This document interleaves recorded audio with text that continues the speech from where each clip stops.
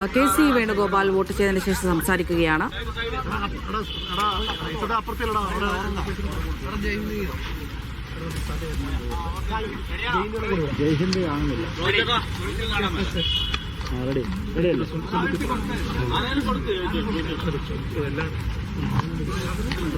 തെരഞ്ഞെടുപ്പിൽ വോട്ട് ചെയ്തു.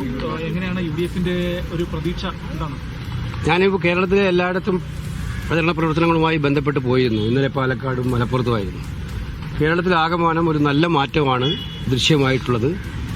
ഐക്യജനാധിപത്യ മുന്നണിക്ക് അനുകൂലമായിട്ടുള്ള നല്ല മാറ്റം ഈ തെരഞ്ഞെടുപ്പിൽ ഉണ്ടാവും എന്ന് തന്നെയാണ് എൻ്റെ ഉറച്ച വിശ്വാസം. അതാണ് ജനങ്ങളുടെ പ്രതിഫലനങ്ങളിൽ നിന്നും മനസ്സിലാക്കാൻ സാധിക്കുന്നത്.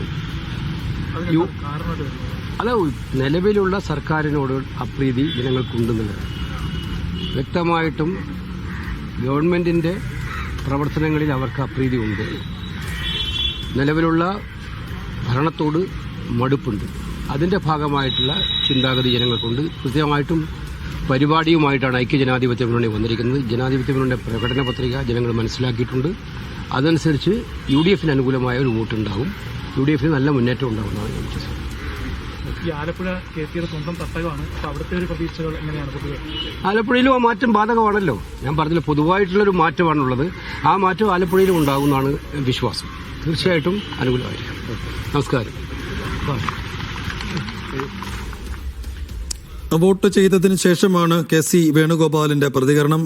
UDFന് അനുകൂലമായൊരു തരംഗം കേരളത്തിലുടനീളം ആഞ്ഞുവീശും എന്നാണ് അദ്ദേഹം പറയുന്നത്.